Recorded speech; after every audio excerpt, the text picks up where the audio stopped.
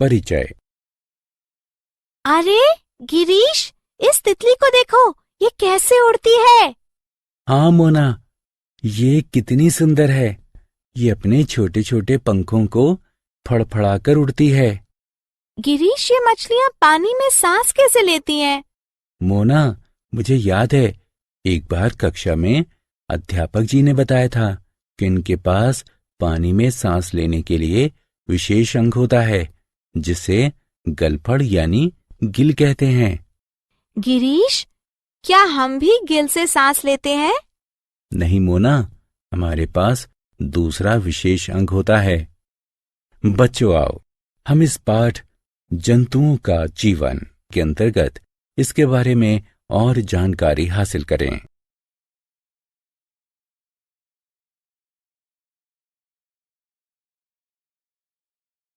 आओ सीखें। जंतुओं के बारे में जानना। जंतुओं में श्वसन को समझना। श्वसन अंगों के बारे में चर्चा करना। जंतुओं में विभिन्न प्रकार की खाने की आदतों को समझना। जीवों में संचलन के बारे में जानना। धरती पर उनके संचलन का वर्णन करना।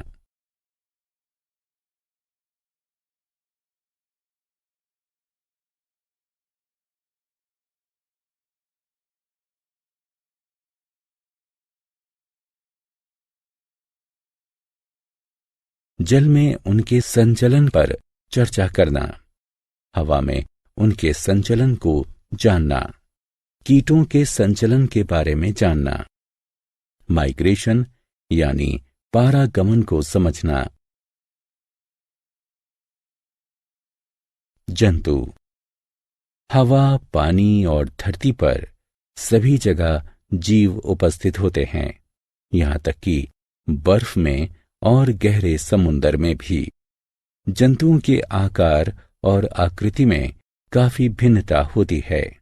जंतु अपनी शारीरिक संरचना और आदतों में भी एक दूसरे से काफी भिन्नता रखते हैं। इतनी भिन्नताओं के बाद भी उनमें 3 आधारभूत क्रियाएं समान होती हैं। वे हैं श्वसन, भोजन और संचलन। तो चलिए इन 3 आधारभूत क्रियाओं के बारे में विस्तार से चर्चा करें।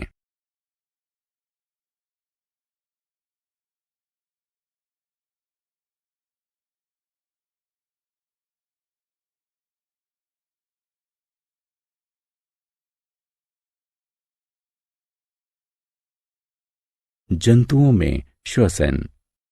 श्वसन वह प्रक्रिया है जिसके फलस्वरूप जीव शुद्ध वायु यानी ऑक्सीजन ग्रहण करते हैं और अशुद्ध वायु यानी कार्बन डाइऑक्साइड बाहर निकालते हैं।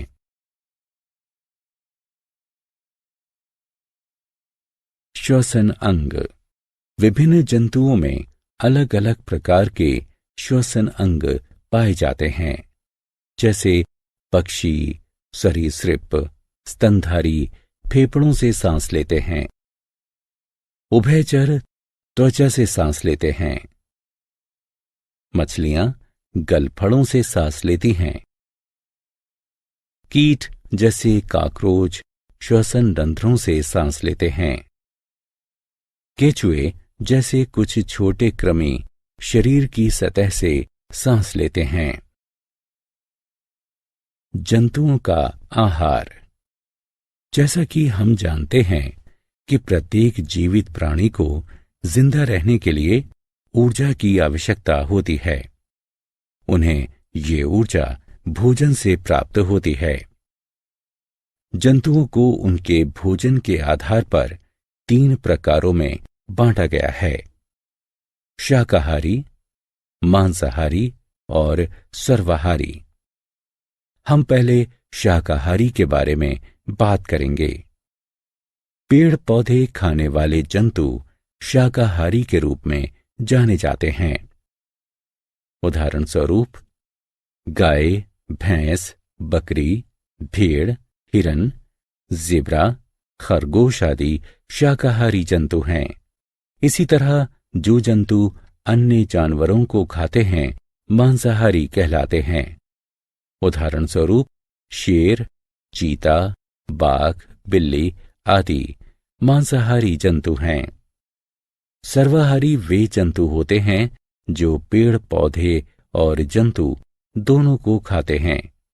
उदाहरण स्वरूप इंसान, भालू, कुत्ता, कौवा आदि सर्वाहारी जंतु हैं। जंतुओं में संचलन। भोजन और आश्रय खोजने के लिए, खुद को बचाने के लिए या साथी की खोज में जानवरों को एक स्थान से दूसरे स्थान तक जाना होता है।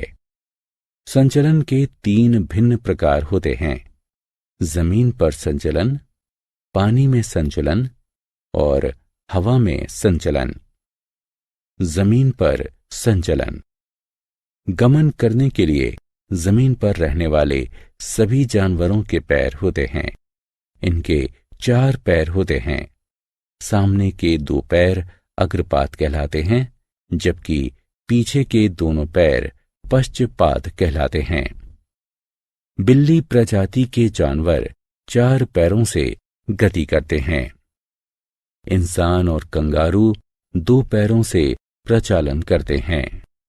सरीसृप के पाद छोटे छोटे होते हैं जो उन्हें रेंगने में मदद करते हैं। सर्प के पैर नहीं होते, वे अपने शरीर को जमीन के विरुद्ध घुमाकर और धकेलकर आगे बढ़ते हैं। जल में संचलन। जलीय जंतु जैसे मछली के शरीर पर फिन और एक मजबूत पूंछ इन्हें पानी में तैरने में इनकी मदद करती है। मेंढक के झिल्लीदार पैर पानी में तैरने में मदद करते हैं। कछुए अपने पैरों को पैडल की तरह चलाकर पानी में गति करते हैं।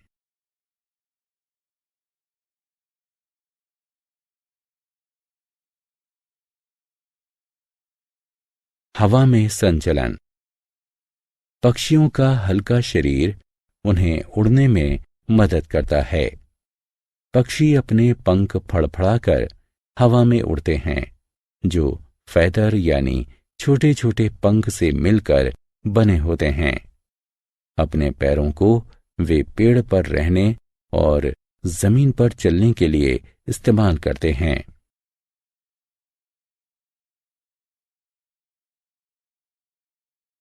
कीटों में संचलन। अधिकांश कीटों के 6 पाद होते हैं जो उन्हें एक स्थान से दूसरे स्थान तक जाने में मदद करते हैं। चींटियां या तिलचट्टे अपने पैरों से चलते हैं। बीटल्स, जूं और खटमल अपने पैरों से रेंगते हैं। कुछ कीटों के पश्चपाद मजबूत होते हैं, जिनकी मदद से वे कूदते हैं। कई कीटों के पंख भी होते हैं, अतः वे उड़ सकते हैं। घरेलू मक्खी अपने 2 पंखों से और ड्रैगन फ्लाई अपने 4 पंखों से उड़ सकती है।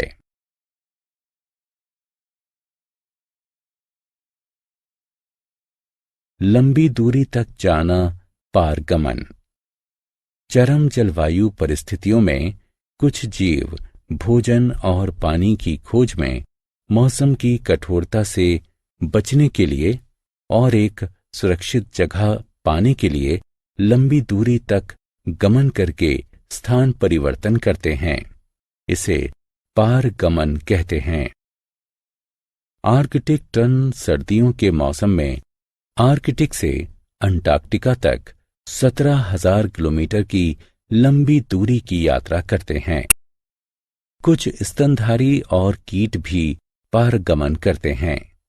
कुछ व्हेल सर्दियों के दौरान ध्रुवीय क्षेत्र से उष्ण कटिबंधीय महासागरों की ओर पारगमन करती हैं। आओ खेलें। निम्नलिखित कॉलम क का मिलान कॉलम ख से करें।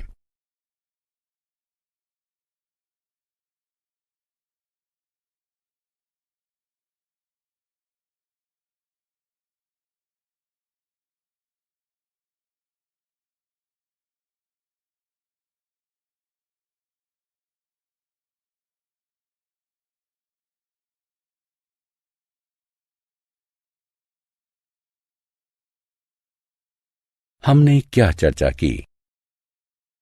जंतु पृथ्वी पर सभी जगह पाए जाते हैं।